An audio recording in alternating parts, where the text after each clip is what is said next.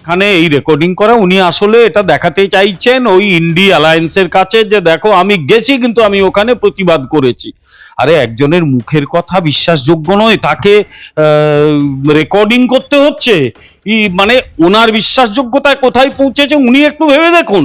তার মানে ইন্ডি অ্যালায়েন্সের লোকেরা ওনাকে বিশ্বাস করে না, তাকে রেকর্ডিং করতে হচ্ছে।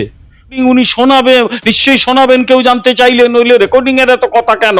তার মানে কোথাও একটা বিশ্বাসের অভাব ঘটে গেছে। এইভাবে ইন্ডিয়া অ্যালায়েন্স চলবে, এ জীবনে চলবে না, এ জীবনে চলবে। ইতিমধ্যে ওরা 12টা বেজে গেছে। আর চুরচুর নিজের অপেক্ষা করুন কবে আপনার দলটাই চুরচুর হয়। আপনারই তো অবস্থা খারাপ। আপনি নিজের দলের কথা পরে ভাববেন, নিজের কথা ভাবুন। আচ্ছা, কলকাতা হাইকোর্টে একবার একটা স্লোগান হয়েছিল, মাতাল তোমায় জানতে হবে, আগামীকে মানতে হবে। ওটা কার সম্পর্কে বলা হয়েছিল উনি কি উত্তর দেবেন? তাই চুরচুরকে হবে না হবে উনি ঠিক করুন। বিজেপি না, বিজেপিকে নিয়ে ওনার ভাবার দরকার নেই। বউ নিয়ে চর্চা করতে ওইসব সাংসদদের পাঠানো হয়েছে নাকি? আরে কার বউ নিয়ে চর্চা, কি ব্যাপার চর্চা করতে পাঠানো হয়েছে? আর সবচেয়ে বড় কথা, বিরোধীরা যদি ওদের নিয়ে তোলে খুব ভাল লাগবে শুনতে। এই বিভিন্ন জায়গায় কেউ বুলেট আছে, কেউ জেসিবি আছে, কেউ শাহজাহান আছে, ওরা সব ওদের ছেড়ে দেওয়া হয়েছে। একটাই ব্যাপার, তোমরা যা খুশি করো, লুটে পুটে খাও। বা ওই যে জয়ন্ত না জায়ান্ট নাকি, এদের ওই দৈত্যদের রাখা হয়েছে, রাজনৈতিক দৈত্য। আসলে ওরা এক একটা একেবারে লিলিপুট, কিন্তু ওদের দৈত্য বানানো হয়েছে। লক্ষ্য একটাই, যেভাবে হোক যা খুশি করে কমে খাও, কিন্তু দলটাকে জিতিয়ে দিতে হবে, তৃণমূল দলকে। তারাই জেতায়। ও মানে কোন রকম বঞ্চনার থিওরি দিয়ে তৃণমূল জেতে না, কোনো ভাবনা দিয়েও জেতে না। নীতি আয়োগের বৈঠকে মুখ্যমন্ত্রী গেলেন। মুখ্যমন্ত্রী প্রথম থেকেই হুঁশিয়ারি দিয়েছিলেন রেকর্ডিং মুখ্যমন্ত্রীকে করতে দিতে হবে। রেকর্ডিং তো দেখতে পেলাম, যা দেখলাম হলো। বলছে মুখ্যমন্ত্রী এই রেকর্ডিং এর উপরে এত নির্ভর করছেন, যখন প্রধানমন্ত্রীর সাথে 1 to 1 দেখা করতে যান তখন কি কথা বলে আসেন। আমাদের তার রেকর্ডিং দেখার প্রচুর ইচ্ছা হচ্ছে, কারণ তখনও এই বাংলার বঞ্চনার কথা প্রধানমন্ত্রীর কাছে তুলে ধরেছিলেন কি এই মুহূর্তে দাঁড়িয়ে রাজনৈতিক মহল বলছেন শুধু নিজেদের বঞ্চনার কথা বা নিজেদের পরিবারের বঞ্চনার কথা তুলে ধরেছিলেন? মানুষ জানতে চায় পশ্চিমবঙ্গের বৃহত্তর পরিবারের কথা তুলে ধরেছিলেন কি নিজের পরিবারের কথা তুলে ধরেছিলেন? আমার সঙ্গে রয়েছেন প্রফেসর বিমল শঙ্কর নন্দ, কথা বলবো স্যারের সাথে। স্যার কি বলবেন? না, আমি খুব একটা জানতে চাই না। তার কারণ হচ্ছে যে কি বলবেন আমরা সেগুলো জানি, উনি কি কথা বলেন সেগুলো জানি, কেন বলেন তাও জানি। সুতরাং জিনিসটা জানা হয়ে গেছে, তাই নতুন করে জানার আমার কোনো ইচ্ছে নেই। ওই শক্তি চট্টোপাধ্যায় একটা কবিতা আছে না, যেতে পারি কিন্তু কেন যাব, গত 3-4 দিন ধরে যাব না যাব না, তারপর আবার যাব, তারপর গেলেন, তারপর রেকর্ডিং।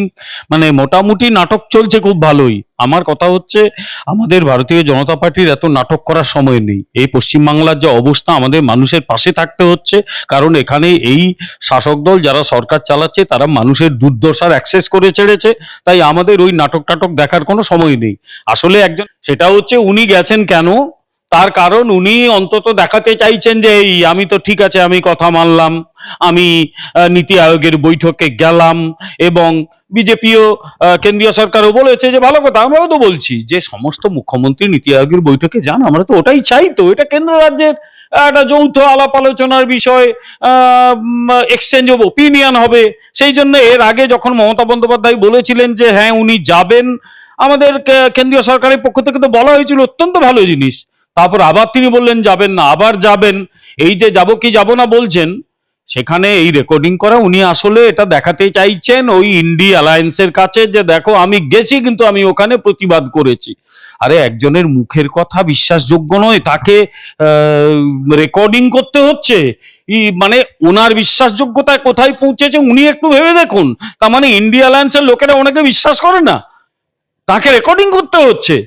প্রধানমন্ত্রীর সঙ্গে মুখ্যমন্ত্রীর 1 to 1 কি আলোচনা, সে রেকর্ডিং আমি শুনতে চাই না, কারণ সেটা শোনার আমার দরকারও নেই একজন প্রধানমন্ত্রীর সঙ্গে একজন মুখ্যমন্ত্রীর কথা। কিন্তু উনি নিজে বলছেন রেকর্ডিং করতে হবে, এবং সেই রেকর্ডিং উনি শোনাবে, নিশ্চয়ই শোনাবেন কেউ জানতে চাইলে, নইলে রেকর্ডিং এর এত কথা কেন? তার মানে কোথাও একটা বিশ্বাসের অভাব ঘটে গেছে।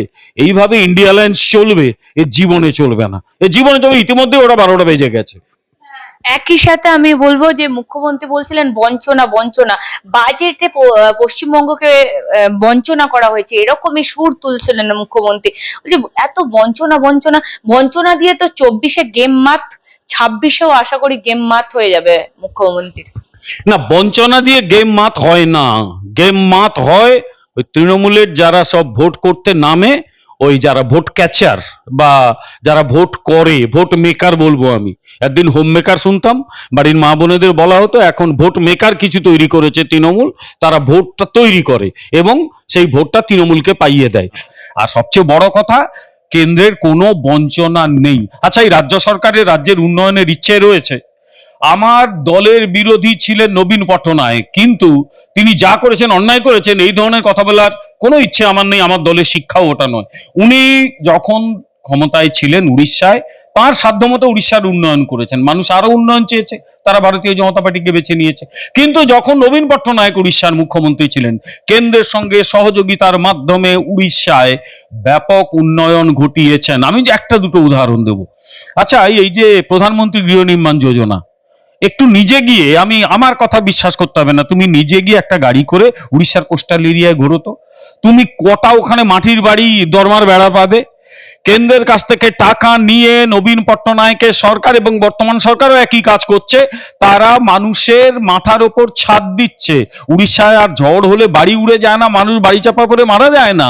অন্ধ্রপ্রদেশ কোস্টাল অন্ধ্রতে সেই কাজ করেছে। পশ্চিমবাংলায় একটা ঝড় হলে সুন্দরবন অঞ্চলে দরমার বেড়া উড়ে গিয়ে হাজার হাজার লোক গৃহহীন হয়ে যায় কেন? কারণ একটাই, এই রাজ্য উন্নয়নের কোনো ইচ্ছে এই সরকারের নেই, যারা সরকার চালাচ্ছে তাদের নেই, এবং আমি যেটা বলি, আবার বলছি, তার যোগ্যতাও এদের নেই।